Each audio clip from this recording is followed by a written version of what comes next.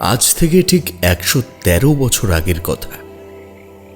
সালটা ১৯১৩, বাংলা ১৩২০ সনের কার্তিক মাস। চারিদিকে তখন প্রথম বিশ্বযুদ্ধের আগের এক থমথমে উত্তেজনা। কিন্তু বাংলার এই প্রত্যন্ত ছোটনাগপুর মালভূমির কোলে অবস্থিত পুরুলিয়ার হাড়গিলা পরগনায় সেই পৃথিবীর কোনো হাওয়া পৌঁছয়নি। তখন রাঢ় অঞ্চলের এই বুকে জঙ্গলমহলের জমিদার ছিলেন সনাতন সিং দেও। সেদিন ছিল কার্তিকী অমাবস্যা। আকাশটা কুচকুচে কালো, যেন কালো এক ডাইনি তার কালো আঁচল দিয়ে পুরো ব্রহ্মাণ্ডটাকে ঢেকে রেখেছে। ঝমঝম করে বৃষ্টি পড়ছিল না, কিন্তু বাতাস ছিল ভারী, স্যাঁতস্যাঁতে আর হিম শীতল। হাড়গিলা গ্রামের ঠিক সীমানা যেখানে শেষ হয়েছে, সেখান থেকেই শুরু হয়েছে আদিম দুর্ভেদ্য শালবন। সেই বনের গভীরে এক প্রাচীন কুয়াশার চাদরে ঢাকা ছিল পোড়ামাটি আর প্রকাণ্ড কালো পাথরের তৈরি ছিন্নমস্তা মন্দির। মন্দিরের গর্ভগৃহে তখন জ্বলছিল ১২টি চিতার চর্বি দিয়ে তৈরি প্রদীপ। সেই আলো লালচে এবং নীলচে আভা ছড়াচ্ছিল পাথরের দেওয়ালগুলোতে। বেদির ওপর ছিল দেবী ছিন্নমস্তার এক ভয়ঙ্কর মূর্তি। দেবী নিজের বাম হাতে নিজেরই কাটা মুন্ড ধরে আছেন, আর তার গলা থেকে ফিনকি দিয়ে ছুটে বেরোনো ৩টি রক্তধারা দেবীর ডাকিনী, যোগিনী এবং নিজের তৃষ্ণার্থ মুখের ভেতরে প্রবেশ করছে। মূর্তির সামনে বসেছিলেন তান্ত্রিক জটাধারী কপালকুণ্ডল।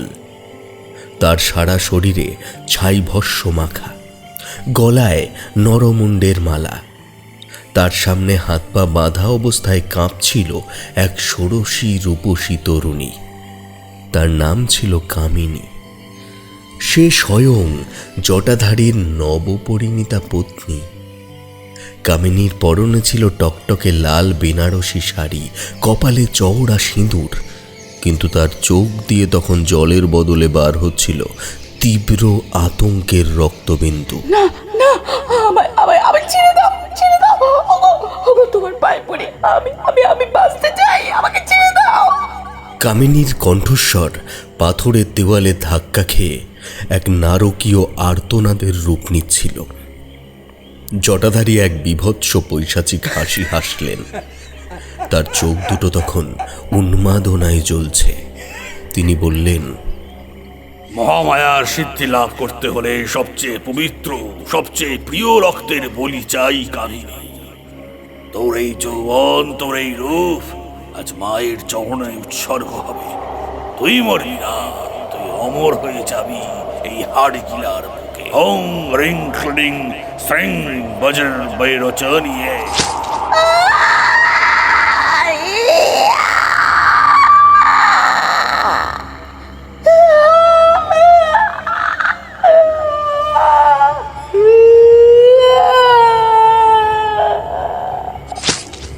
একটা কাঁচা মাংস কাটার বীভৎস শব্দ হলো। কামিনীর শরীর থেকে তার মাথাটা আলাদা হয়ে ছিটকে পড়ল সরাসরি দেবীর বেদির ওপর। ফিনকি দিয়ে গরম ঘন রক্ত ছিটকে গিয়ে লাগলো দেবীর পাষাণ মূর্তির মুখে। ঠিক সেই মুহূর্তে এক অলৌকিক এবং নারকীয় কাণ্ড ঘটল। বেদির ওপর রাখা কাটা মুন্ডের চোখ দুটো হঠাৎ খুলে গেল। কামিনী সেই মৃত চোখ দুটো সরাসরি তাকালো জটাধারীর দিকে। তার ঠোঁট দুটো নড়ে উঠল। এক অমানসিক দীপ্ত কণ্ঠস্বরে সে অভিশাপ দিল, যে রক্তের লোভে তুই আমাকে কাটলি জটাধারী, সেই রক্ত এই হাড়গিলার মাটি চুষে খাবে।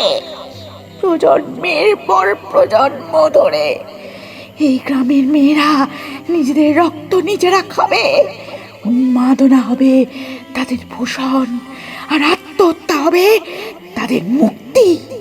যতদিন না আমার রক্তের তৃষ্ণা মিটছে, এই মন্দিরের লাল আলো তোদের পুরুষদের পুরুষত্ব আর নারীদের মগজ চিবিয়ে খাবে। কথাটা শেষ হতেই এক প্রচণ্ড বজ্রপাত হলো। মন্দিরের ছাদ ফেটে তপ্ত রক্তচোষা বাদুড়ের দল চারিদিকে ছড়িয়ে পড়ল। জটাধারী নিজের বুকেই নিজে সেই খাঁড়া বসিয়ে দিলেন। সেই রাতেই হাড়গিলা গ্রামের আকাশে প্রথম দেখা গিয়েছিল এক গাঢ় লাল কুয়াশা, যা পুরো গ্রামকে গ্রাস করেছিল।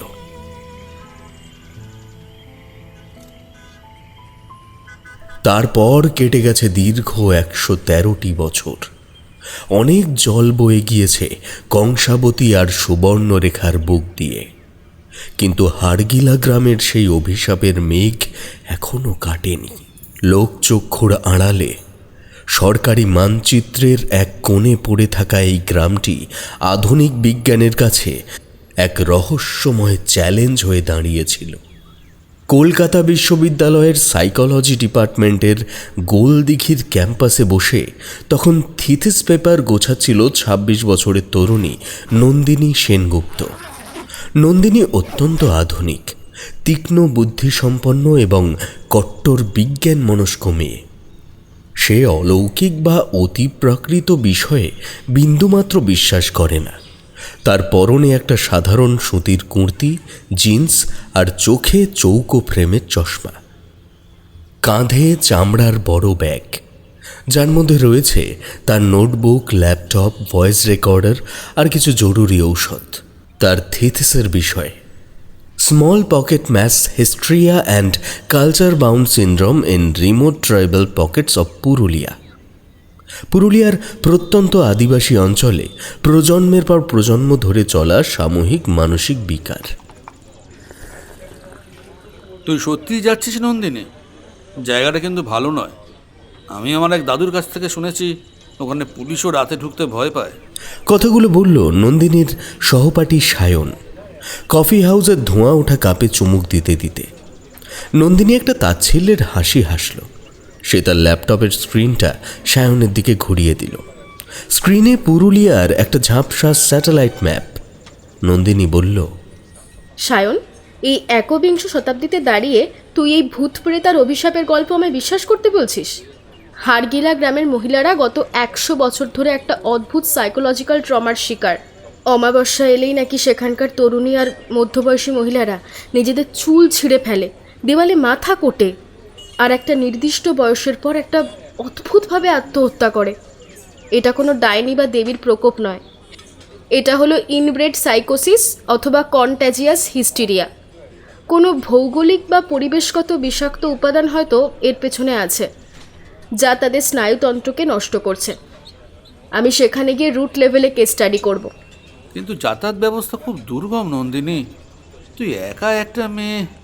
সায়নের চোখে স্পষ্ট উদ্বেগ ফুটে উঠল। I can handle my self, Sayan. Nandini দৃঢ়ভাবে বলল, আমি অলরেডি ওখানকার স্থানীয় অঞ্চলের মোড়ল জগন্নাথ সিং দেওর সাথে যোগাযোগ করেছি। ওখানকার ব্লকের এক চেনা অফিসারের মাধ্যমে চিঠি পাঠিয়েছিলাম। উনি ওনার পুরনো জমিদার বাড়িতে আমার থাকার ব্যবস্থা করেছেন।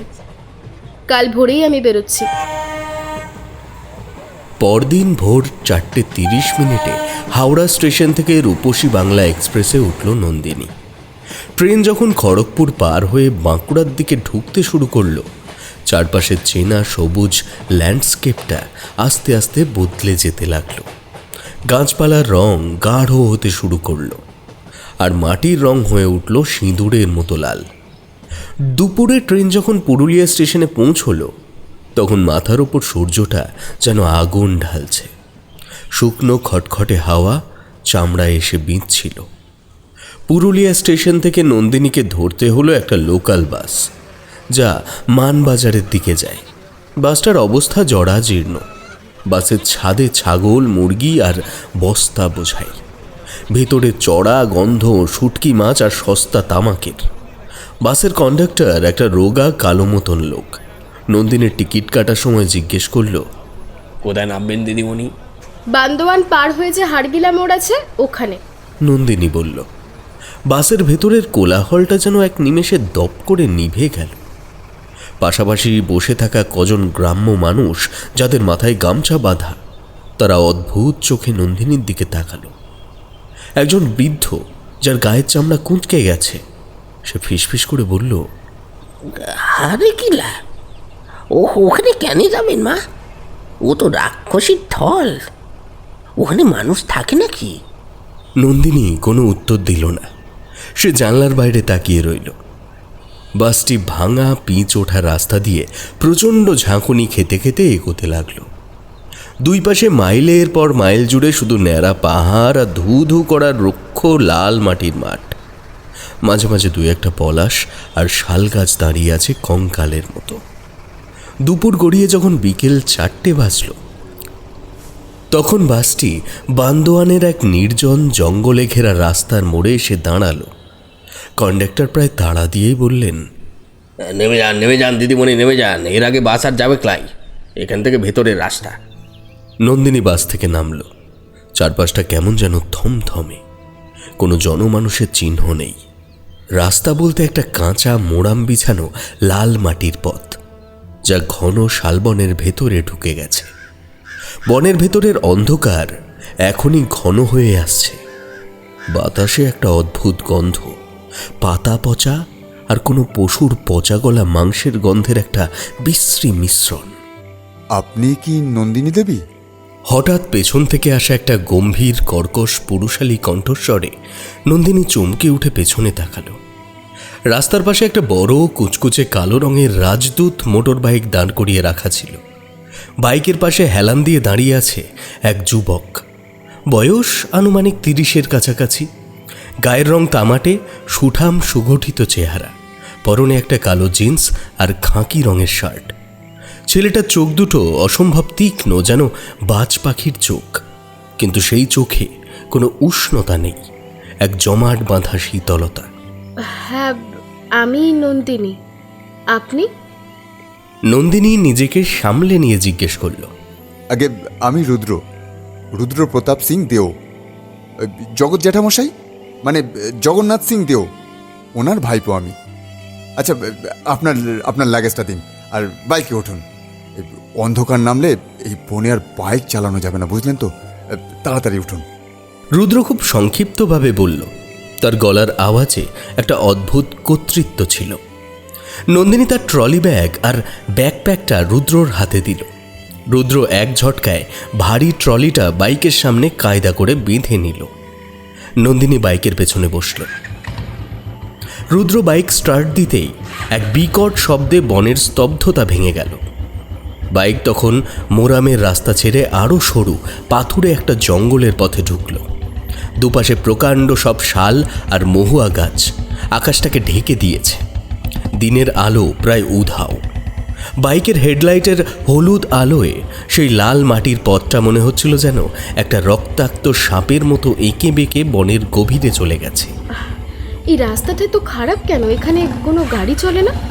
নন্দিনী রুদ্রর পিঠের কাছের থেকে একটু জোরেই চিৎকার করে জিজ্ঞেস করল, কারণ বাইকের ইঞ্জিনের আওয়াজ খুব চড়া ছিল। হাড়গিলা গ্রামে কোনো গাড়ি ঢোকে না ম্যাডাম। গ্রামের সীমানা এসে সব মেকানিক্যাল জিনিস নাকি বিগড়ে যায়। উফ, যা রাস্তা! এই বাইকটাও গ্রামের দেউড়ি পর্যন্তই যাবে ম্যাডাম, তারপরে হেঁটেই ঢুকতে হবে। হ্যাঁ, লজিকলেস। নন্দিনী মনে মনে হাসল। নিশ্চয়ই রাস্তা পাথুরে হওয়ার কারণে গাড়ির টায়ার বা অ্যাক্সেল ভেঙে যায়, আর এরা সেটাকে অলৌকিক বলে চালিয়ে দেয়। প্রায় 1 ঘন্টা বাইক চালানোর পর যখন ঘড়িতে বিকেল 5:15, তখন রুদ্র একটা প্রকাণ্ড ভেঙে পড়া পাথরের তোরণের সামনে বাইকটা ব্রেক কষল। তোরণের ওপর খোদাই করা ছিল একটা বিকৃত নরমুণ্ডের ছবি, যা সময়ের নিয়মে ক্ষয়ে গেছে। নিন ম্যাডাম, নেমে পড়ুন, এখান থেকে আমাদের হেঁটেই যেতে হবে, রুদ্র বলল। তোরণ পার হয়ে হাঁটা শুরু করতেই নন্দিনীর মনে হলো যেন 21 শতাব্দী ছেড়ে এক ধাক্কায় মধ্যযুগে চলে এসেছে। চারিদিকের বাতাস ভারী এবং গুমোট, কেমন যেন একটা দমবন্ধ করা পরিবেশ। ফুসফুসে বাতাস টানতে কষ্ট হয়। গ্রামের ঘরগুলো অদ্ভুত, মাটির দেওয়াল, কিন্তু সেগুলোর ওপর সাধারণ আলপনা নেই। তার বদলে খড়িমাটি আর লাল রং দিয়ে তৈরি কিছু জ্যামিতিক নকশা, যা দেখতে অনেকটা তান্ত্রিক যন্ত্রের মতো।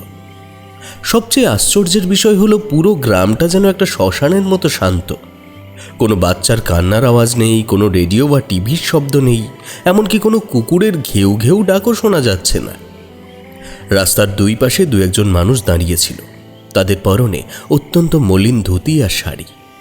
প্রত্যেকের গায়ের চামড়া কুচকে কালো হয়ে গেছে, পুষ্টিহীনতার স্পষ্ট ছাপ। কিন্তু তাদের চোখগুলো নন্দিনী খেয়াল করল। প্রতিটি মানুষের চোখ বড় বড়, আর সেই চোখের মণিতে এক তীব্র আদিম আতঙ্ক সর্বক্ষণ খেলা করছে। তারা নন্দিনীকে দেখছিল, কিন্তু তাদের দৃষ্টিতে কোনো কৌতূহল ছিল না, ছিল এক ধরনের করুণা, যেন তারা কোনো এক বলির পশুকে হেঁটে যেতে দেখছে।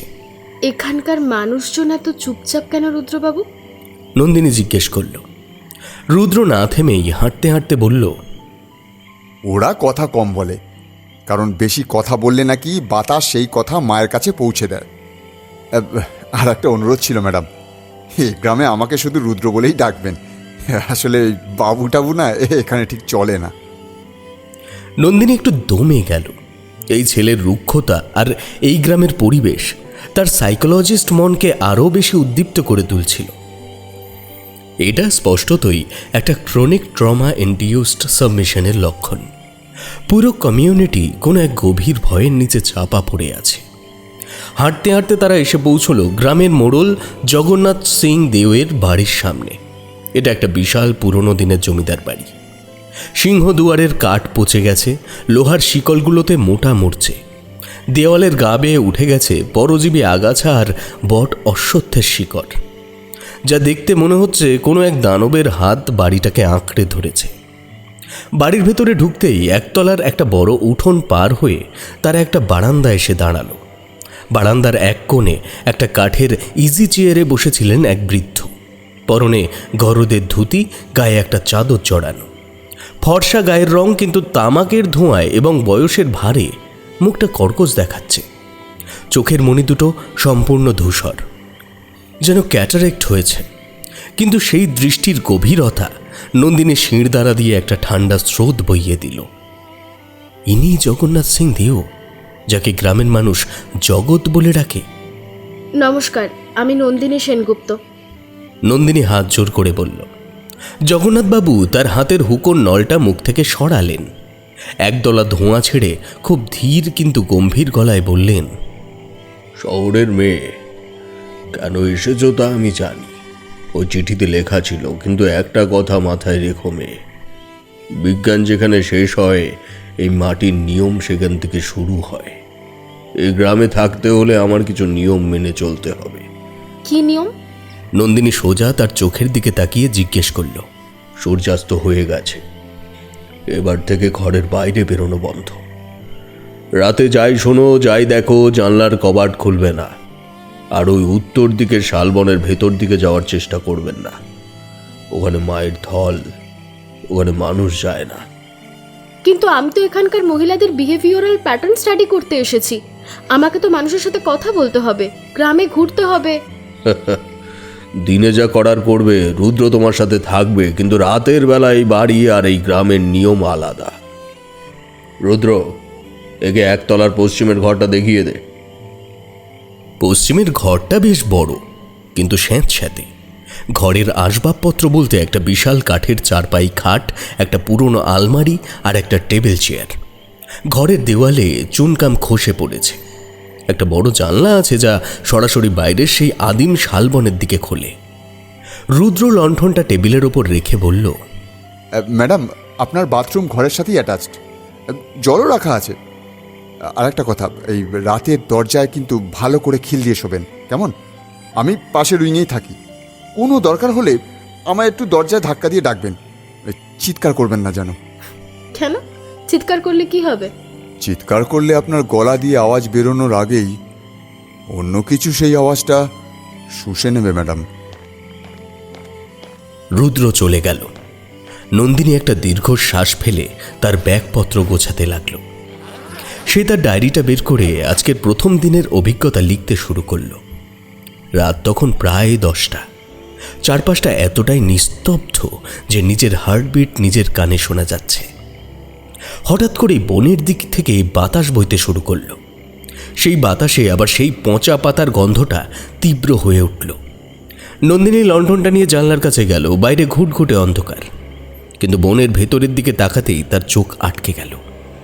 অনেকটা দূরে শালবনের ঠিক মাঝখানে, যেখানে ছিন্নমস্তা মন্দিরটা থাকার কথা, সেখান থেকে একটা গাঢ় ঘন লাল আলো চুঁইয়ে বার হচ্ছে বাইরে।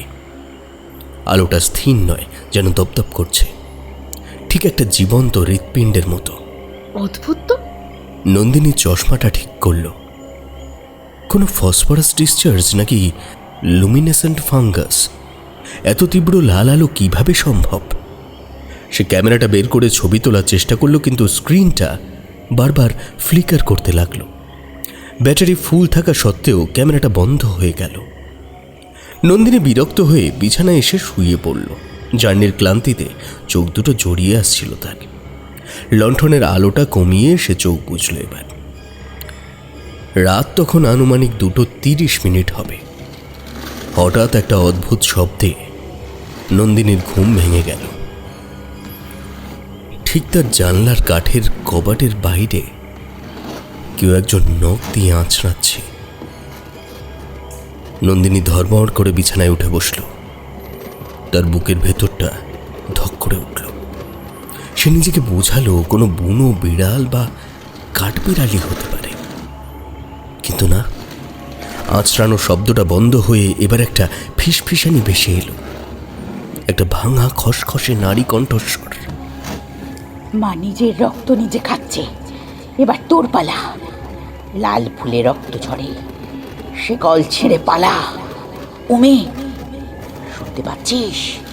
পালা, ওরা তোকে কাটবে। নন্দিনীর সারা শরীরের লোম খাড়া হয়ে গেল। সে বিছানা থেকে নেমে পা টিপে টিপে জানলার দিকে এগিয়ে গেল। যুক্তিবাদী মন বলছে বাইরে কে আছে দেখা দরকার। সে জানলার একটা পাল্লা সামান্য ফাঁক করল। বাইরে চাঁদের আবছা আলোয় সে দেখল জানলার ঠিক নিচে একটা কঙ্কাল ছাড় মহিলা দাঁড়িয়ে আছে। তার চুলগুলো উস্কো খুস্কো জট পাকানো, পরনে একটা ছেঁড়া ময়লা সাদা শাড়ি। সবচেয়ে ভয়ঙ্কর তার চোখ দুটো, চোখের নিচে গভীর কালো কালি, আর চোখের মণি দুটো যেন কোটর থেকে ঠিকরে বেরিয়ে আসতে চাইছে। তার ঠোঁটের কোণ দিয়ে লালা আর সামান্য রক্তের মতো কিছু একটা গড়িয়ে পড়ছে। সে তার নিজের হাতের আঙুল কামড়ে কামড়ে রক্ত বের করছে আর জানলার কাঠে মাখাচ্ছে। কে আপনি? নন্দিনী শক্ত গলায় জিজ্ঞেস করার চেষ্টা করলো, যদিও তার নিজের গলাটাই কেমন যেন কাঁপছিল। মহিলাটি হঠাৎ নন্দিনীর আওয়াজ শুনে জানলার দিকে মুখটা এগিয়ে আনল। লণ্ঠনের ম্লান আলোয় তার মুখটা দেখে নন্দিনীর চিৎকার আটকে গেল। মহিলাটি নিজের ভাঙা হলুদ দাঁতগুলো বের করে একটা বীভৎস হাসি হেসে উঠল এবার। তারপর ফিসফিস করে বলল, আমি মালতী, আমি মায়ের রূপ দেখেছি, তুইও দেখবি। ওই দেখ, লাল আলো তোকে ডাকছে। হঠাৎ বনের ভেতর থেকে একটা শুকনো ডাল ভাঙার শব্দ হলো। মালতী নামের ওই পাগল মহিলাটি চমকে উঠে বনের দিকে তাকালো। তারপর এক নিমেষে বিড়ালের মতো চটপটে ভঙ্গিতে সেই ঘন অন্ধকারের মধ্যে দৌড়ে অদৃশ্য হয়ে গেল। নন্দিনী জানলাটা বন্ধ করে দিয়ে পিঠ থেকে দাঁড়িয়ে রইল।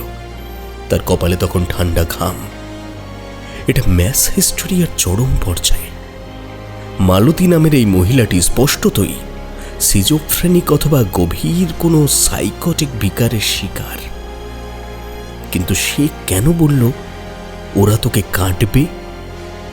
আর তার আঙুল থেকে রক্ত বের করার এই আত্মপীড়নমূলক আচরণ, সেলফ হার্ম, কিসের ইঙ্গিত?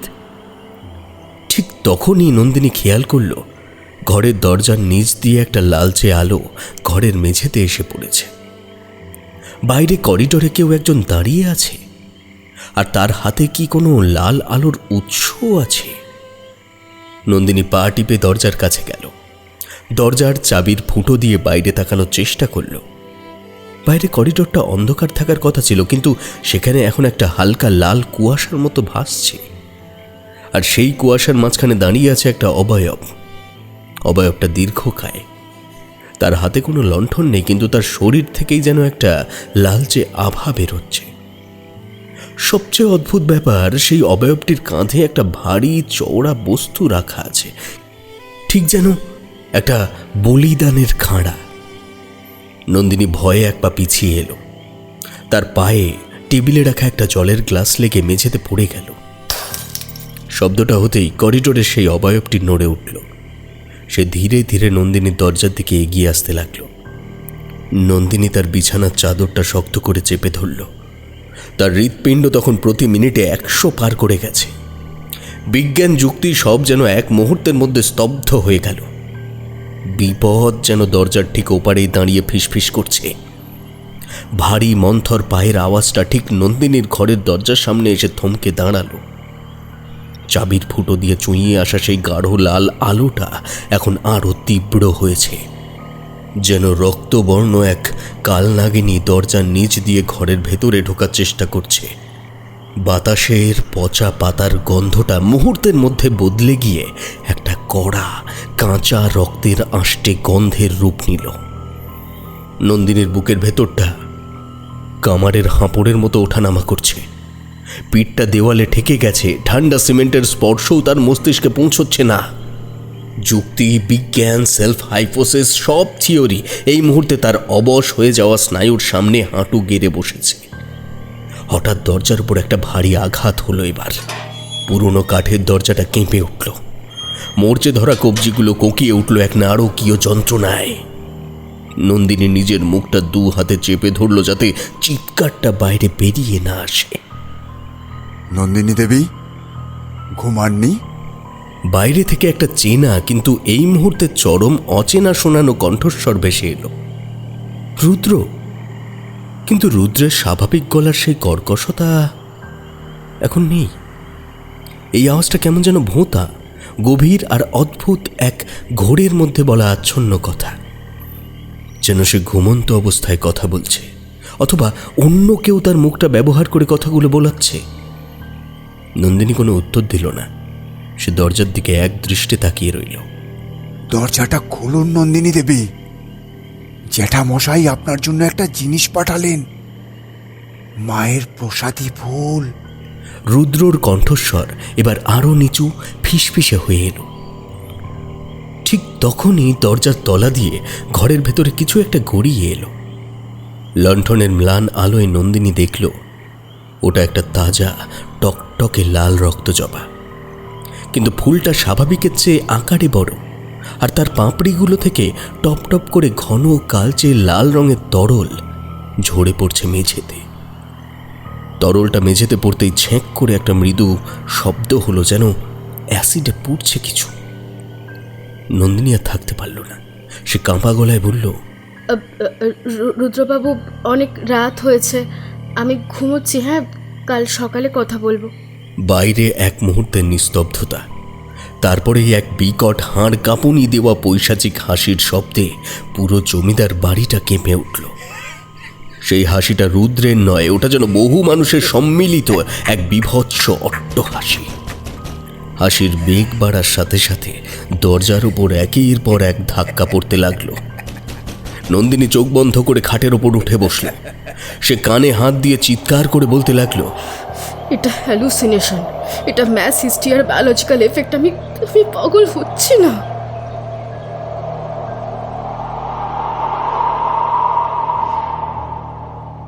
হঠাৎ করে সব শান্ত হয়ে গেল। ধাক্কা দেওয়া বন্ধ, হাসিও উধাও। নন্দিনী ধীরে ধীরে চোখ খুলল। ঘরের ভেতরের লাল আলোটা আস্তে আস্তে মিলিয়ে গেছে। সে লণ্ঠনটা উস্কে দিয়ে দরজার কাছে এগিয়ে গেল। মেঝেতে তাকিয়ে দেখল সেই রক্তজবা ফুলটা যেখানে ছিল সেখানে কেবল একদলা কালো ছাই পড়ে আছে, আর বাতাসে ভাসছে চিতার চর্বি পোড়া তীব্র কটুগন্ধ। পরদিন সকাল। পুরুলিয়ার রুক্ষ আকাশে সূর্য উঠলেও হাড়গিলা গ্রামের ওপর থেকে কুয়াশার সেই অদ্ভুত চাদরটা পুরোপুরি সরেনি। রাতে ঠিক কি ঘটেছিল তা ল্যাবরেটরি টেস্ট ছাড়া প্রমাণ করা অসম্ভব, কিন্তু নন্দিনীর চোখের নিচের কালি আর ফ্যাকাশে মুখ বলে দিচ্ছে রাতের আতঙ্ক কতটা বাস্তব ছিল। সে তৈরি হয়ে ঘর থেকে বেরোলো। তার পরনে একটা নীল কুর্তি আর চোখে চশমা, হাতে ডায়েরি আর পেন। সে সোজা চলে গেল বাড়ির চণ্ডী মণ্ডপের দিকে। সেখানে একটা পাথরের বেদির ওপর বসে রুদ্র একটা বড় খাঁড়াতে শান দিচ্ছিল।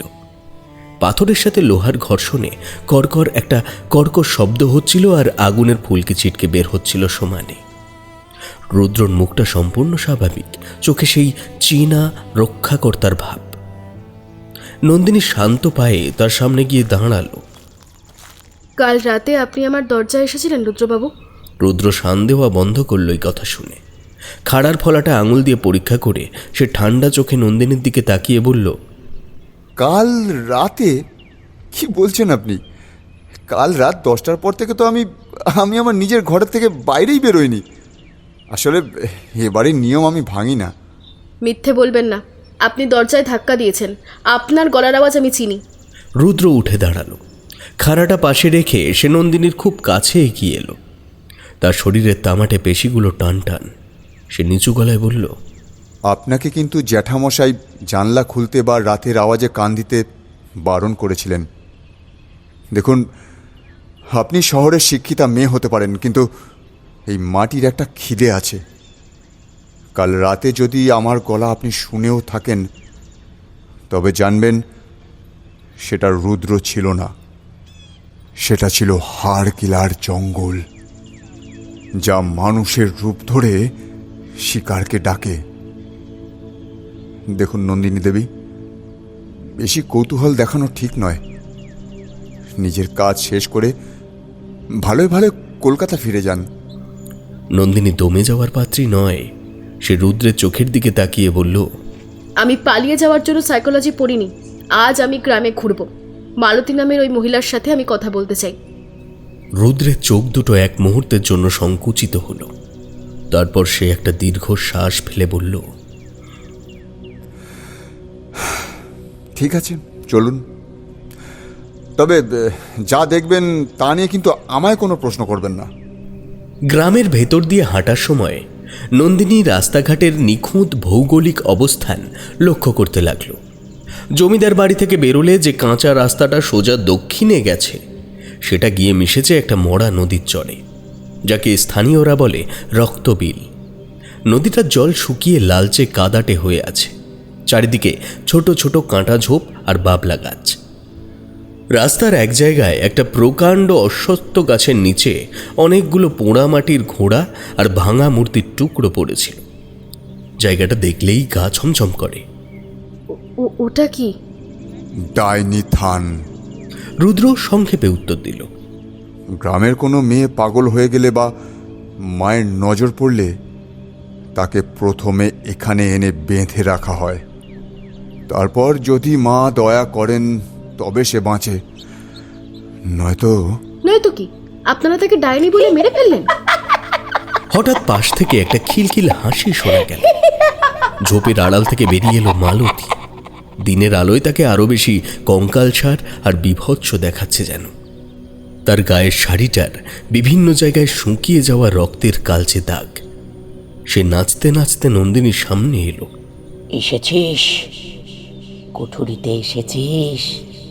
মালতী তার লম্বা নোংরা আঙুলটা নন্দিনীর নাকের সামনে নাড়িয়ে বললে, কাল রাতে মা তোকে ছুঁয়ে গেছে না?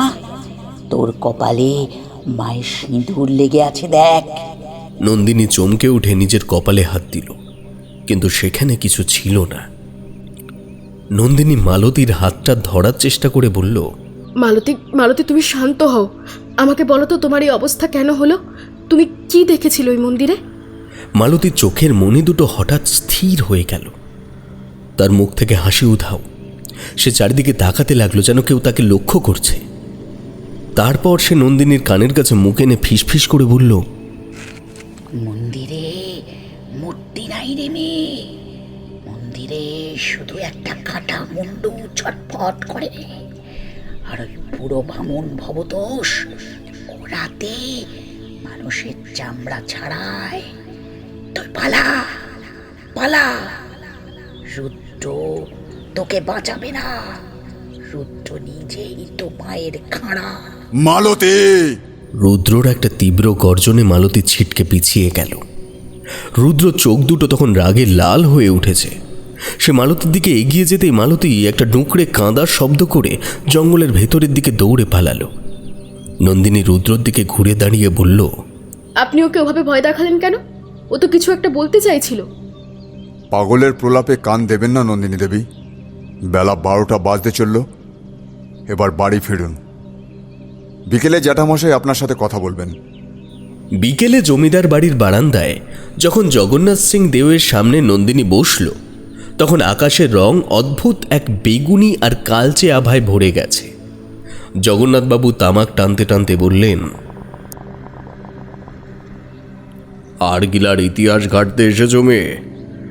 আজ থেকে 2 দিন পর কার্তিকা অমাবস্যা। ওই রাতে এই গ্রামের মহিলারা কেউ ঘরের বাইরে চোখ রাখে না। তোমার থিসিসের কাজ যদি শেষ হয়ে থাকে তবে কালকে সকালের বাসে তুমি ফিরে যাও। এটা আমার অনুরোধ নয়, আদেশ। নন্দিনী তার ডায়েরিটা শক্ত করে চেপে ধরে বলল, জগন্নাথবাবু, আমি বৈজ্ঞানিক গবেষণার জন্য এসেছি।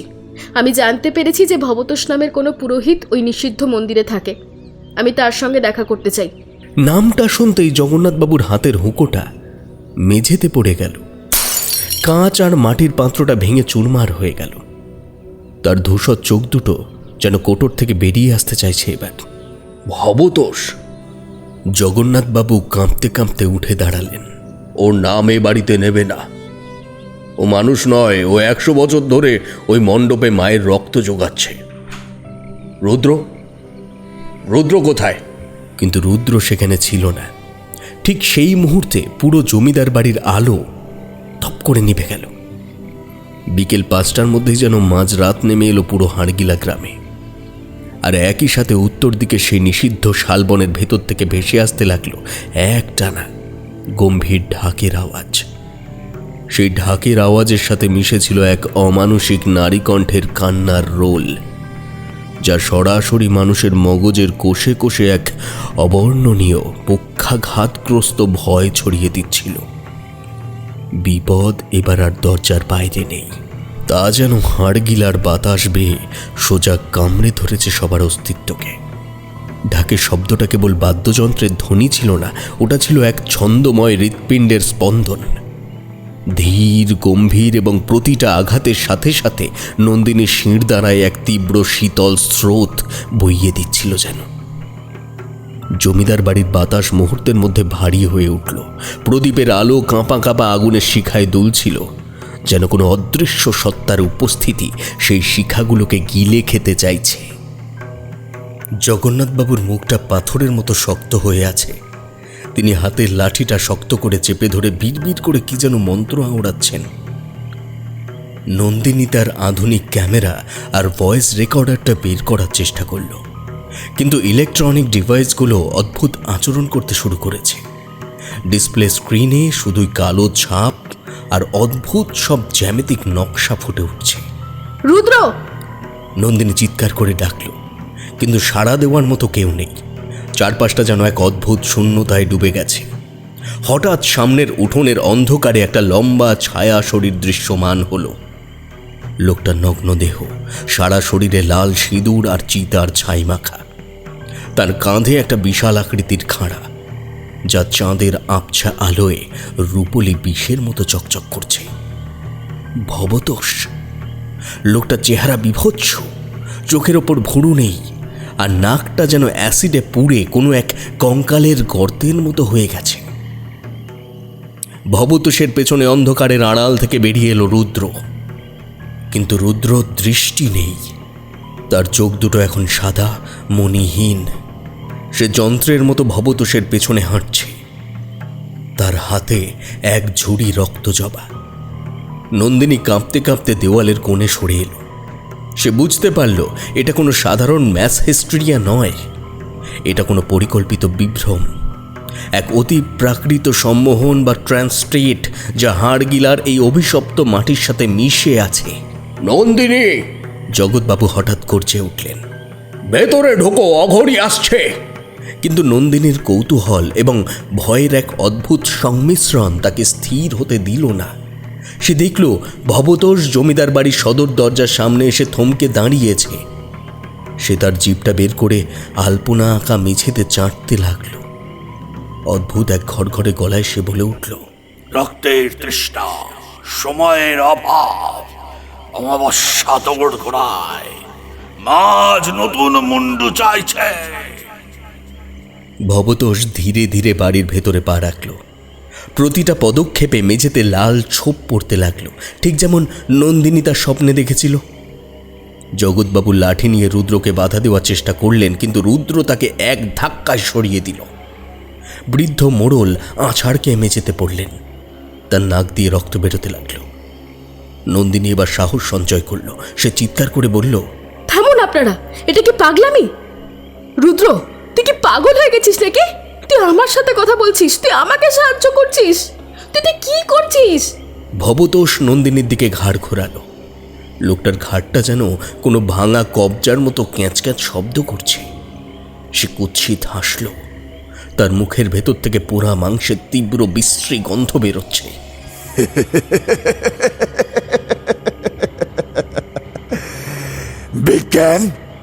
বিজ্ঞানকে মৃত্যু রোধ করতে পারে? নন্দিনী, তোর এই ডায়েরিতে তুই কি লিখবি? হ্যাঁ, কি লিখবি? যে তুই নিজেই আজ রাতের বলি? হ্যাঁ? রুদ্র এগিয়ে এলো। তার হাতে থাকা রক্ত জবা ঝুড়িটা সে নন্দিনীর পায়ের কাছে উপুর করে দিল। হাজার হাজার জবা ফুল ছড়িয়ে পড়ল মেঝেতে।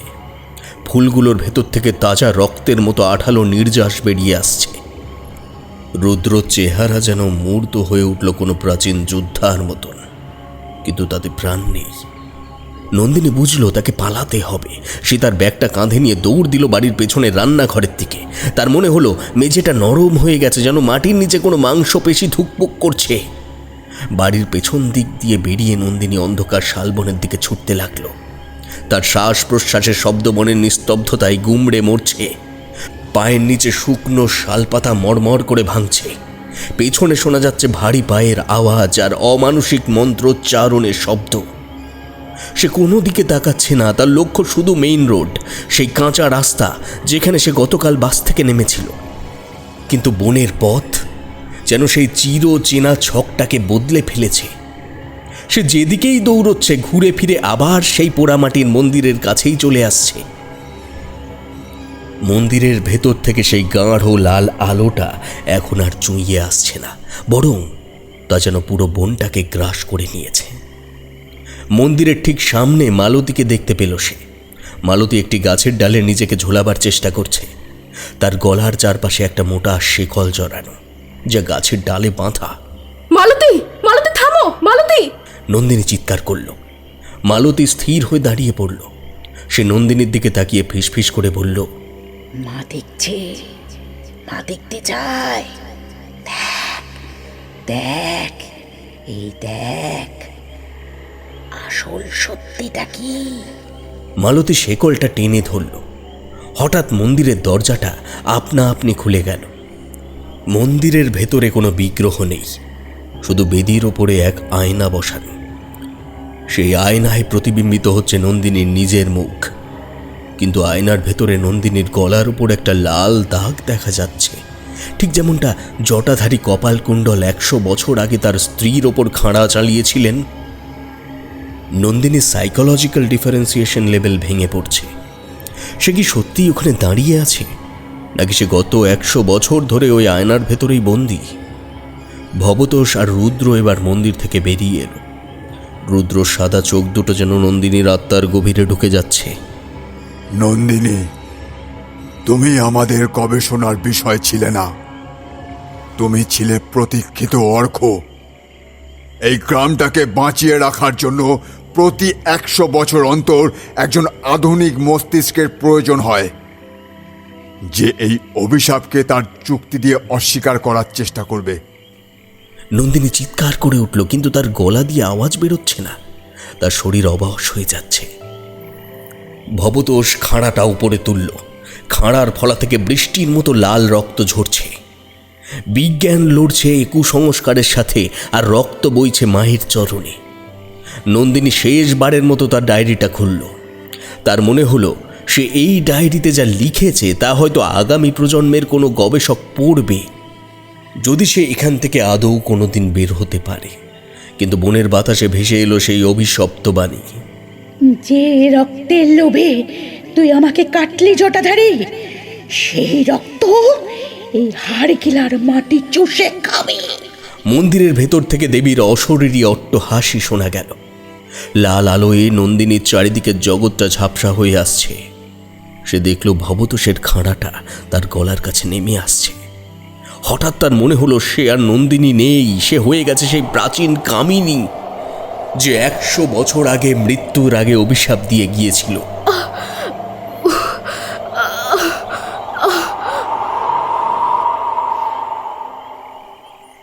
আতঙ্কে আর যন্ত্রণায় নন্দিনীর শেষ চিৎকারটা বনের অন্ধকার চিরে বেরিয়ে গেল। তারপরই সব চুপচাপ, শুধু ঝিঁঝি পোকার ডাক আর রক্ত জবা ঝরে পড়ার শব্দ। রুদ্র কি তাকে মারল, নাকি নন্দিনীও এখন ওই হাড়গিলা চিরস্থায়ী বাসিন্দাদের একজন? কুয়াশার চাদরে ঢাকা হাড়গিলা গ্রামের মন্দিরে অমাবস্যার অন্ধকার আরও ঘনিয়ে এলো।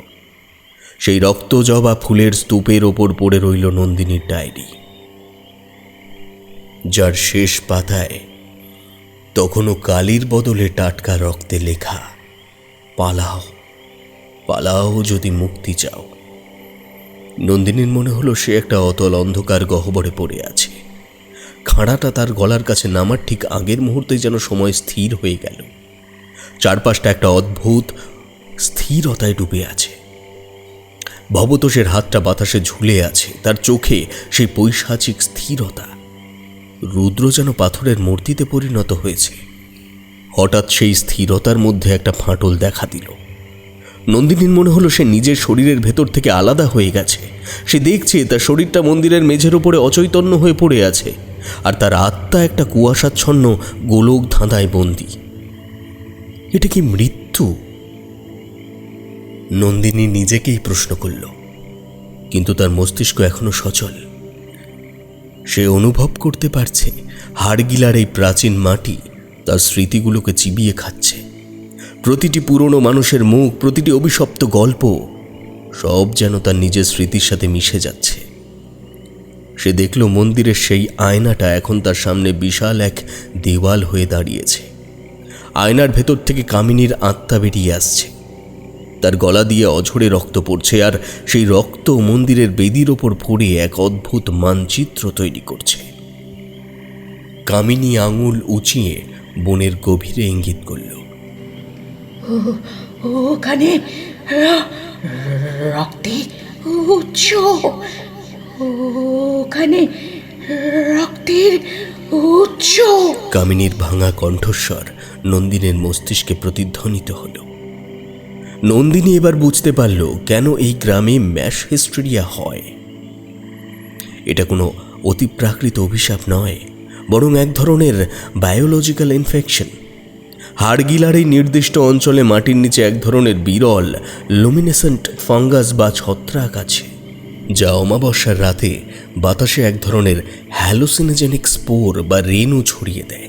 এই রেণু মানুষের কেন্দ্রীয় স্নায়ুতন্ত্রকে আক্রমণ করে, বিশেষ করে যাদের মনে জোর কম, তাদের মধ্যে তীব্র বিভ্রম তৈরি করে। আর ভবতোষরা প্রজন্মের পর প্রজন্ম ধরে এই ছত্রাককে পুঁজি করে নিজেদের আধিপত্য বজায় রেখেছে। কিন্তু এই সত্য জানার পরও নন্দিনী নিজেকে মুক্ত করতে পারছে না। তার শরীরের স্নায়ুগুলো তখন এই হ্যালুসিনোজেনিক রেণুর কবলে। আয়নার ভেতর থেকে হাত বাড়িয়ে কামিনী নন্দিনীকে টেনে নিলে। পালাতে হলে নিজেকেই শেষ করতে হবে। কামিনীর কণ্ঠস্বর আরো দৃঢ় শোনাল। নন্দিনী দেখল ভবতোষের খাঁড়াটা তার নিজের হাতের মুঠোয় চলে এসেছে। সে কি নিজের গলাতেই খাঁড়াটা চালাবে, নাকি এই বিভ্রমের জাল ছিঁড়ে ফেলবে? হঠাৎ দূরে জমিদার বাড়ি থেকে একটা বিকট শব্দ হলো। জগৎবাবু সম্ভবত ওই তান্ত্রিক চক্র ভাঙার জন্য কোনো বিস্ফোরক বা রাসায়নিক ব্যবহার করছেন। ঘরের ভেতর আগুন ধরে গেছে। আগুনের ধোঁয়া আর তাপে বনের সেই হ্যালোসিনোজেনিক স্পোরাগুলো মরতে শুরু করলো। নন্দিনীর অবশ হয়ে যাওয়া আঙুলগুলো কেঁপে উঠল। সে দেখল ভবতোষ আর রুদ্র যেন কুয়াশার মতো হালকা হয়ে বাতাসে মিলিয়ে যাচ্ছে। আর সে নিজে, সে দেখল মন্দিরের মেঝেতে উপুড় হয়ে পড়ে আছে, তার গলার কাছে সামান্য আঁচড়, কিন্তু প্রাণ তার শরীরে এখনো বর্তমান। সে কোনো মতে উঠে বসল। চারপাশটা যেন ভেঙে পড়ছে। অমাবস্যার সেই ভয়াবহ রাতটা কি তবে শেষ হতে চলেছে? সে তার ডায়েরিটা কুড়িয়ে নিল, কিন্তু তার ডায়েরির পাতায় লেখা রক্তগুলো এখনো টাটকা। সে বুঝতে পারল তার শরীরটা বেঁচে গেলেও তার মনটা হাড়গিলার ওই অন্ধকার অতীতে চিরকালের জন্য রয়ে গেল কিনা তা সময়ই বলে দেবে। সে টলমল পায়ে মন্দিরের বাইরে বেরিয়ে এলো, কিন্তু তার সামনে তখন এক নতুন বিপদ। বনের অন্ধকার থেকে অগণিত জ্বলন্ত চোখের জোড়া তার দিকে তাকিয়ে আছে। গ্রাম্য মানুষেরা যারা এতদিন অভিশপ্ত ছিল, তারা এখন সবাই মন্দির চত্বরে এসে জড়ো হয়েছে। তাদের হাতে মশালের আগুন। তারা নন্দিনীকে দেখছে যেন সে কোনো দেবী বা কোনো নতুন বলি।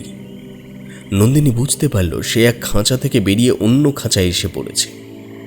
আগুনের লেলিহান শিকাগুলো রাতের কুচকুচে কালো আকাশটাকে যেন চিবিয়ে খাচ্ছিল। মালেরা, বাউরিরা আর হাড়গিলা গ্রামে শয়ে শয়ে কঙ্কালসার মানুষগুলো তখন মন্দির চত্বরটা ঘিরে ফেলেছে। তাদের প্রত্যেকের হাতে জ্বলন্ত মহুয়ার ডাল দিয়ে তৈরি মশাল। সেই মশালের আলোয় তাদের মুখগুলো দেখাচ্ছিল ঠিক এক একটা ক্ষুধার্ত প্রেতাত্মার মতো। তাদের চোখগুলো স্থির, পলকহীন এবং এক বিভৎস উন্মাদনায় চকচকে। মা এসেছে, নতুন মা এসেছে।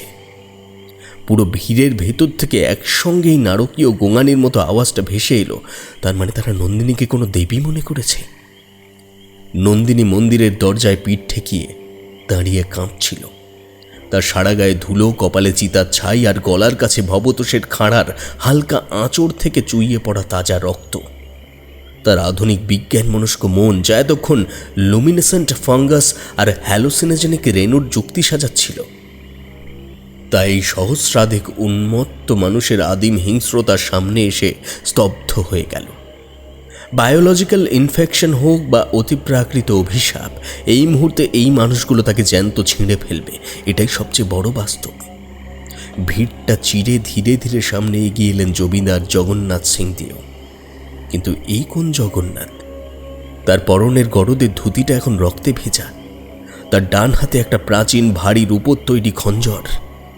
তার সেই ধূসর চোখের মণি দুটো এখন সম্পূর্ণ লাল হয়ে গেছে, যেন চোখের কোটরে দুটো জ্বলন্ত কয়লা বসানো আছে।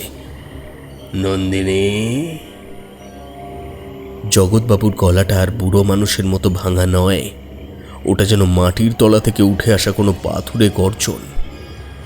তুমি ভেবেছিলে কলকাতার ল্যাবরেটরির বিদ্যে দিয়ে তুমি হাড়গিলারে ক্ষুধা মেটাবে? এই মাটির নিচে যা আছে তা কোনো রোগ নয় মেয়ে, ওটা হলো ব্রহ্মাণ্ডের আদিমতম খিদে।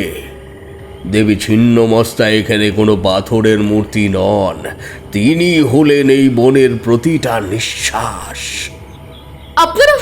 আপনারা কি সবাই উন্মাদ হয়ে গেছেন নাকি? নন্দিনী চিৎকার করে উঠল। নিজের সর্বশক্তি দিয়ে নিজের যুক্তিটাকে আঁকড়ে ধরার চেষ্টা করল সে। আপনারা 100 বছর ধরে এক ভয়ানক সাইকোসিসের শিকার। এই বনের বাতাসে ছড়ানো ছত্রাকের বিষ আপনাদের মগজটা খেয়ে ফেলেছে। জগৎবাবু, রুদ্র, আপনারা মানুষ, কোনো পিশাচ নন। জগৎবাবু একটা বিকট অট্টহাসি হাসলেন। সেই হাসির সাথে তাল মিলিয়ে চারপাশের মশালগুলো আরো জোরে দুলতে লাগলো। মানুষ? আমরা তো 100 বছর আগেই মরে গেছি নন্দিনী। যেদিন জটাধারী কপালকুণ্ডল কামিনীকে কেটেছিলেন, সেই দিনই হাড়গিলার প্রতিটা পুরুষের আত্মা মায়ের খাঁড়ার সাথে বাধা পড়ে গেছে। আর রুদ্র, ও তো কোনোদিন ছিলই না। কি? নন্দিনী যেন আকাশ থেকে পড়ল। তার পায়ের তলার মাটিটা আবার দুলতে শুরু করলো। রুদ্র? নন্দিনী চারিদিকে তাকাতে লাগলো। ভিড়ের এক কোণ থেকে রুদ্র ধীরে ধীরে সামনে এগিয়ে এলো। তার হাতে এখনো সেই রক্ত জবার খালি ঝুড়িটা, কিন্তু এবার নন্দিনী ভালো করে লক্ষ্য করল, মশালের আলো রুদ্রর উপর পড়লেও মাটিতে রুদ্রর কোনো ছায়া পড়ছে না। সে এক ছায়াহীন বায়বীয় অস্তিত্ব। আমি তো তোমার মনের ভিতরের সেই রক্ষাকর্তা নন্দিনী, যাকে তুমি এই ভয়ানক গ্রামে এসে অবচেতনভাবে খুঁজতে চেয়েছিলে। রুদ্র ঠোঁট দুটো নড়ল না, কিন্তু তার গলার আওয়াজটা সরাসরি নন্দিনীর কানের পর্দায় ধাক্কা মারল। এই গ্রামের মানুষেরা বহুকাল আগেই মারা গিয়েছে। এখানে শুধু আছে মায়ের মায়া আর এই রক্তের বৃত্ত। নন্দিনীর মাথাটা ভোঁ ভোঁ করতে লাগলো। তীব্র সাইকোলজিক্যাল শকে তার চোখ থেকে চশমাটা খসে মাটিতে পড়ে গেল। চশমা ছাড়া চারপাশের জগৎটা আরও বেশি মায়াবী আর বীভৎস রূপ নিল। সে বুঝতে পারল আসন্ন এই কাল রাত্রিতে এসে তার সমস্ত বৈজ্ঞানিক থিওরি তাসের ঘরের মতো ভেঙে পড়েছে। এখানে কোনো ছত্রাক নেই, কোনো ম্যাশ হিস্ট্রিয়া নেই। আসল রহস্যটা আরও অনেক বেশি ভয়ানক, অনেক বেশি নৃশংস। সালটা 1913 নয়, আসলে প্রতি 100 বছর পর পর এই হাড়গিলা এই গ্রামটি জীবন্ত হয়ে ওঠে যখন কোনো বাইরের মানুষ, বিশেষ করে কোনো নারী, তার অহংকার আর বিজ্ঞান নিয়ে এই সীমানায় পা রাখে। হাড়গিলা কোনো সাধারণ গ্রাম নয়, এটি হলো একটি টাইম লুপ বা সময়ের এক মরণ ফাঁদ, যা দেবী ছিন্নমস্তার রক্তের তৃষ্ণা মেটানোর জন্য তৈরি হয়েছে। মালতী, জগৎবাবু, ভবতোষ এরা সবাই 100 বছর আগের সেই জটাধারী আর কামিনীর বলিদানের ঘটনার এক একটি জীবন্ত চরিত্র, যারা বারবার পুনর্জন্ম নেয় শুধু একজন নতুন বলির পশুকে আকর্ষণ করবার জন্যে। নন্দিনী নিজেই নিজের অজান্তে এই ফাঁদে এসে পা দিয়েছে। তার যে প্রফেসর তাকে এই গবেষণার সূত্র দিয়েছিলেন, বিশ্ববিদ্যালয়ের যে লাইব্রেরি থেকে সে এই মানচিত্র পেয়েছিল, সেগুলো সবই ছিল এক অলৌকিক সম্মোহনের অংশ। ভবতোষ এবার অন্ধকারের মধ্যে থেকে প্রকট হল। তার হাতের খাঁড়াটা এখন লাল আলোয় জ্বলছে। নন্দিনী পেছনে ফিরে মন্দিরের গর্ভগৃহের দিকে দৌড় দিল। সে মশালধারী মানুষের ভিড় এড়াতে মন্দিরের সেই প্রাচীন পাথরের দেওয়ালের একটা ফাটল দিয়ে ভেতরে ঢুকে গেল। ভেতরে ঢুকতেই চারপাশটা আবার সেই থমথমে নিস্তব্ধতায় ডুবে গেল। বাইরের হাজার মানুষের কোলাহল, ঢাকের আওয়াজ, এক মুহূর্তে হাওয়া। গর্ভগৃহে কেবল জ্বলছে সেই 12টি চিতার চর্বির প্রদীপ আর বেদির ওপর রাখা সেই বিশাল আয়না। নন্দিনী আয়নাটার সামনে গিয়ে দাঁড়ালো, তার পিছনে প্রতিবিম্বের দিকে তাকালো সে। কিন্তু আয়নায় যা দেখা গেল তা দেখে তার হৃৎপিণ্ড যেন স্তব্ধ হয়ে গেল। আয়নার ওপরে যে মেয়েটি দাঁড়িয়ে আছে সে জিন্স আর কুর্তি পরা নন্দিনী নয়, সে হলো বেনারসি পরা, কপালে চওড়া সিঁদুর মাখা কামিনী। আর কামিনীর ঠিক পেছনে দাঁড়িয়ে আছে স্বয়ং জটাধারী কপাল কুণ্ডল, যার মুখটা অবিকল রুদ্রর মতো। নন্দিনী নিজের মাথা চেপে ধরে মেঝেতে বসে পড়ল। হঠাৎ আয়নার কাঁচটা প্রচণ্ড শব্দে ফেটে গেল ঝনঝন করে। কাচের টুকরোগুলো চারিদিকে ছিটকে পড়ল, আর সেই ভাঙা আয়নার ভেতর থেকে ফিনকি দিয়ে বেরিয়ে আসতে লাগলো ঘন কালচে লাল রক্ত। দেখতে দেখতে মন্দিরের মেঝেটা গোড়ালি পর্যন্ত রক্তে ডুবে গেল।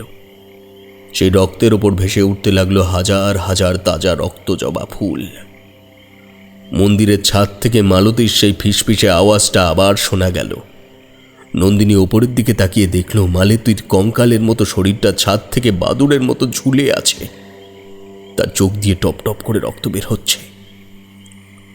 ঠিক তখনই মন্দিরের দরজা ভেঙে ভেতরে ঢুকলো ভবতোষ আর জগৎবাবু। তাদের পেছনে সেই মশালধারী মানুষের দল। প্রত্যেকে বলছে, বলি চড়াও, বলি চড়াও। ভবতোষ খানাটা শূন্যে তুলল এবার। নন্দিনী দেখল তার পালানোর আর কোনো রাস্তা নেই। পাথরের দেওয়ালগুলো যেন আস্তে আস্তে ছোট হয়ে আসছে, তাকে পিষে ফেলার জন্য এগিয়ে আসছে প্রত্যেকে। প্রকৃতি, পরিবেশ প্রত্যেকে সহায়তা করছে তার এই মৃত্যু বিসর্জনের। বাতাসে অক্সিজেনের পরিমাণ কমে যাচ্ছে। চিতার চর্বির গন্ধ আর রক্তের আঁশটে গন্ধে তার বমি আসতে লাগলো। নন্দিনী মরিয়া হয়ে মেঝের থেকে একটা বড় পাথরের টুকরো তুলে নিল। সে চিৎকার করে বলল, যদি আমাকেই মরতে হয় তবে আমি নিজের ইচ্ছায় মরব। তোদের এই অলৌকিক খেলার পুতুল আমি হব না। সে পাথরের টুকরোটা দিয়ে ভবতোষের মুখে সজোরে আঘাত করল। ভবতোষের নাকটা ভেঙে গুঁড়ো হয়ে গেল, কিন্তু আশ্চর্যের বিষয় তার মুখ থেকে কোনো রক্ত বেরোলো না, বরং কালো ছাই আর তপ্ত লাভার মতো কিছু একটা গড়িয়ে পড়ল। সে যন্ত্রণায় এক অমানসিক গর্জন করে উঠল। রুদ্র হঠাৎ নন্দিনীর সামনে এসে দাঁড়ালো, তার চোখে সেই সাদা মণিহীন দৃষ্টি। সে নন্দিনীর হাত থেকে পাথরের টুকরোটা কেড়ে নিয়ে তাকে বেদির ওপর ধাক্কা দিয়ে ফেলে দিল। নন্দিনী সরাসরি গিয়ে পড়ল সেই রক্তজবা ফুলের স্তূপের ওপর। রুদ্র, তুমিও? নন্দিনী আর্তনাদ করে উঠল। রুদ্র তার পকেট থেকে একটা ছোট ডায়েরি বের করলো। ওটা নন্দিনীরই ডায়েরি। রুদ্র ডায়েরিটা আগুনের মশালের ওপর ধরে ঠান্ডা গলায় বলল, ইতিহাসের কোনো প্রমাণ থাকে না নন্দিনী।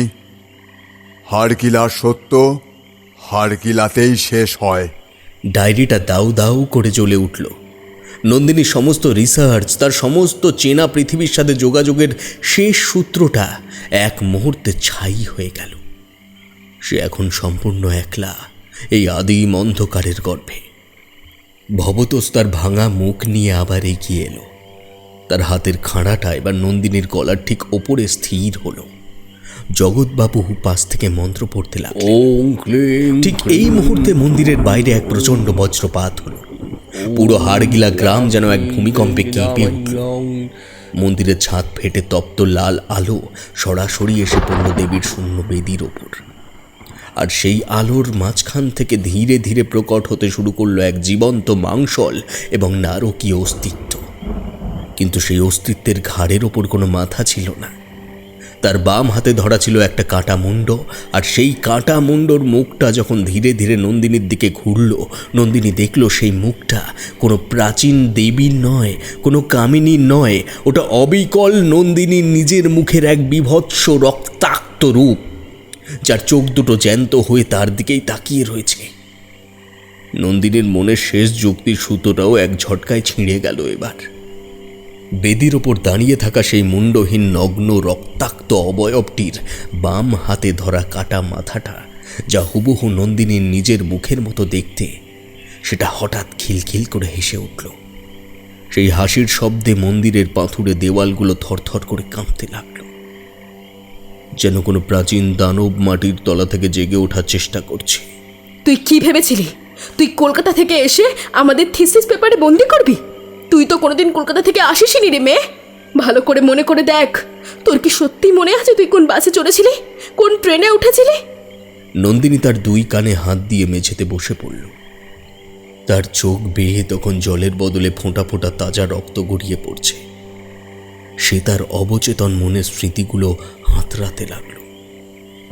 হাওড়া স্টেশন, রূপসী বাংলা এক্সপ্রেস, মানবাজারের বাস, সব কেমন যেন ঝাপসা, যেন কোনো সিনেমার সস্তা স্ক্রিপ্ট, যা কেউ জোর করে তার মগজে ঢুকিয়ে দিয়েছে। তার প্রফেসরের মুখটা কেমন ছিল, তার নিজের ফ্ল্যাটের ঠিকানাটা কি, সে কিচ্ছু মনে করতে পারছে না। তার মনে হচ্ছে সে জন্মের পর থেকেই এই স্যাঁতস্যাঁতে অন্ধকার রক্তবর্ণ হাড়গিলা গ্রামের এই নিস্তব্ধ মন্দিরেই বন্দি আছে। না না না, এটা হতে পারে না। আমি নন্দিনী সেনগুপ্ত, আমি একজন সায়েন্টিস্ট। নন্দিনী শেষবারের মতো চিৎকার করে নিজের অস্তিত্বকে বাঁচানোর চেষ্টা করল। তুই কেউ নস। হঠাৎ ভবতোষ গর্জে উঠল। জগৎবাবু আর ভবতোষ দুজনের শরীর এবার আস্তে আস্তে জোড়া লেগে একটা প্রকাণ্ড দ্বিমুখী কঙ্কালে পরিণত হতে শুরু করেছে। তাদের চারপাশের মশালধারী মানুষের দল মশালগুলো ফেলে দিয়ে নিজেদের নখ দিয়ে নিজেদেরই গায়ের চামড়া ছিঁড়তে লাগলো। চারদিকে কাঁচা মাংস ছেঁড়ার বীভৎস শব্দ। গরম রক্ত ছিটকে এসে নন্দিনীর মুখে চোখে চশমার ভাঙা কাঁচে লাগতে লাগলো। নরকের কুৎসিতময় রূপটাও বোধ হয় এর চেয়ে কম ভয়ঙ্কর। ঠিক সেই মুহূর্তে রুদ্র নন্দিনীর দিকে এগিয়ে এলো। তার সেই ছায়াহীন শরীর থেকে এবার একটা তীব্র নীলচে আগুনের আভা বের হচ্ছে। সে নন্দিনীর চুলের মুঠি ধরে তাকে টেনে তুলল দেবীর সেই রক্তে ভেজা বেদির ওপর। রুদ্র, রুদ্র, দোহাই তোমার, আমাকে মেরে ফেলো না, আমাকে মেরে ফেলো না। নন্দিনী শেষবারের মতো রুদ্রর সেই শীতল চোখের দিকে তাকিয়ে আকুতি জানালো। রুদ্রর মুখে এক অদ্ভুত করুণ হাসি ফুটে উঠল। সে নিচু গলায় বলল,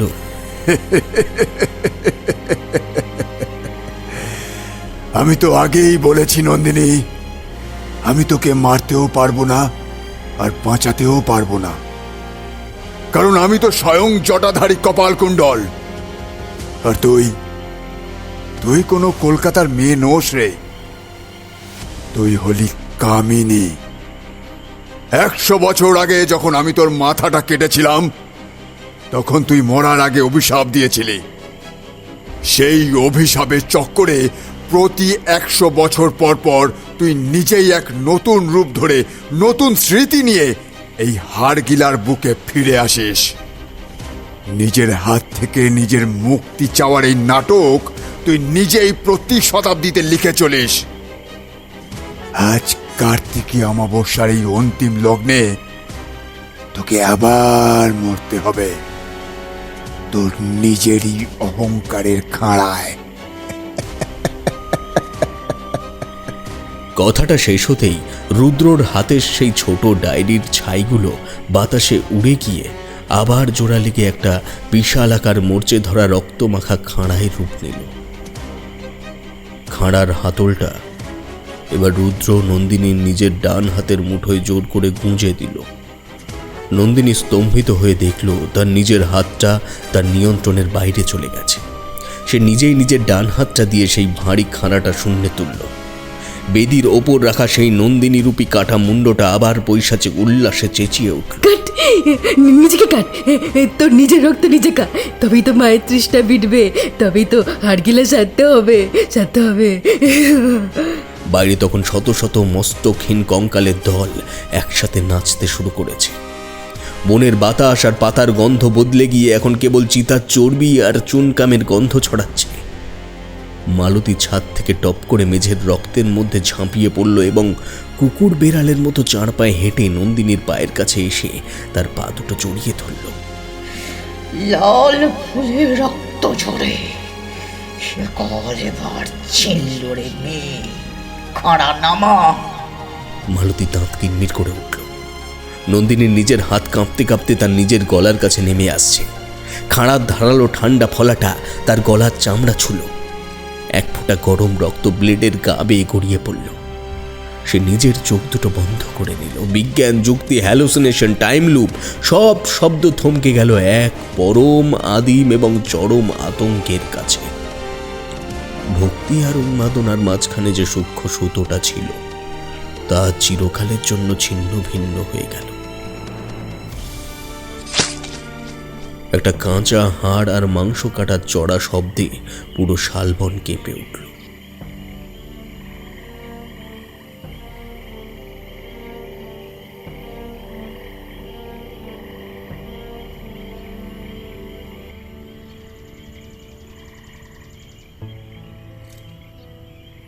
পরদিন সকাল। পুরুলিয়ার বান্দোয়ানগামী রাস্তাটা কুয়াশায় ঢাকা। সকাল 7:15 লোকাল বাসটা হাড়গিলা মোড়ের ভাঙা তোরণের সামনে এসে থমকে দাঁড়ালো। বাস থেকে নামলো 24 বছরের এক তরুণ গবেষক। পরনে জিন্স আর জ্যাকেট, চোখে চশমা, তার হাতে একটা নতুন নোটবুক। সে হাড়গিলা গ্রামের সেই ক্ষয়ে যাওয়া তরুণটার দিকে তাকিয়ে নিজের ক্যামেরাটা বের করল। তরুণের পাথরে খোদাই করা বিকৃত নরমুণ্ডের ছবিটা দেখে তার গাটা একটু ছমছম করে উঠল বটে। সে পকেট থেকে একটা চিঠি বের করে পড়ল প্রথমে। চিঠিতে লেখা আছে এখানকার মোড়ল জগন্নাথ সিং দেও নাকি তাকে গ্রামের ইতিহাস নিয়ে গবেষণার সব রকম সাহায্য করবেন। জঙ্গলের কাঁচা লাল মাটির পথ ধরে হাঁটা শুরু করতেই পেছন থেকে একটা মোটর বাইকের আওয়াজ শোনা গেল। একটা কুচকুচে কালো রাজদূত বাইক এসে থমকে দাঁড়ালো তার সামনে। বাইক থেকে নামলো তামাটে রঙের এক গম্ভীর যুবক। যুবকটি জিজ্ঞেস করল, আপনি কলকাতা থেকে আসছেন? নতুন গবেষক? হ্যাঁ, আমার নাম অনির্বাণ। আমি এখানকার মাস হিস্টোরিয়া নিয়ে একটা থিসিস করছি। যুবকটি হাত না মিলিয়েই ঠান্ডা গলায় বলল, আগে আমি রুদ্র। চলুন, জ্যাঠামশাই আপনার জন্য অপেক্ষা করছেন। তবে একটা কথা মাথায় রাখবেন, সন্ধ্যের পর এই গ্রামের জানালা খোলা বারণ। তারা দুজনে যখন গ্রামের ভেতরের দিকে হেঁটে চলে গেল তখন তরুণের পাশের এক ঘন ঝোপের আড়াল থেকে একটা কঙ্কালসার হাত বেরিয়ে এলো। হাতটা মাটির নিচে চাপা পড়ে থাকা একটা পুরনো আঁতপোড়া ডায়েরি টেনে বের করল। ডায়েরির পাতাগুলো রক্তে চ্যাপচ্যাপ করছে, আর তার শেষ পাতায় কাঁপা কাঁপা অক্ষরে লেখা রয়েছে, আমার নাম নন্দিনী সেনগুপ্ত। আমি একজন সাইকোলজিস্ট। আমি কোনো ভুল করিনি, কিন্তু মা নিজের রক্ত নিজে খাচ্ছে। বাতাসে আবার সেই পচা পাতার গন্ধটা হালকা করে ভেসে উঠল, আর হাড়গিলা গ্রামের ভেতরে সেই প্রাচীন পোড়ামাটির মন্দিরের বন্ধ দরজার ফাঁক দিয়ে এক কোণা গাঢ় লাল আলো দিনের আলোকে উপহাস করে চুইয়ে পড়ল গ্রামের রাস্তায়। রাজপ্রতাপের থেকে আপনারা শুনছিলেন লেখিকা সঞ্চারী ভট্টাচার্যের কলমে একটি সাইকোলজিক্যাল হরর। গল্পটি কেমন লাগলো আপনারা জানাতে ভুলবেন না আপনাদের মূল্যবান মতামতের মাধ্যমে, এবং খুব ভালো লেগে থাকলে অবশ্যই নিজেদের পরিচিত মহলে গল্পটির লিঙ্ক শেয়ার করে রাজপ্রতাপের থেকে সঙ্গী হয়ে যেতে বলুন। যেমনটা আপনাদের কথা দিয়েছিলাম, অমর জীবন ফিরে আসতে চলেছে আমাদের পরবর্তী গল্পে। সঙ্গে থাকুন, সুস্থ থাকুন এবং শুনতে থাকুন রাজপ্রতাপের ঠেক। এইটুকু জানিয়ে রাখলাম, কারণ এর থেকে বেশি বিস্তারিত বলবো না, বলতে গেলে হয়তো পুরোটাই বলে ফেলতে ইচ্ছা করবে। তাই আজকের মতন টাটা, এখানেই শেষ করছি আজকের নিবেদন।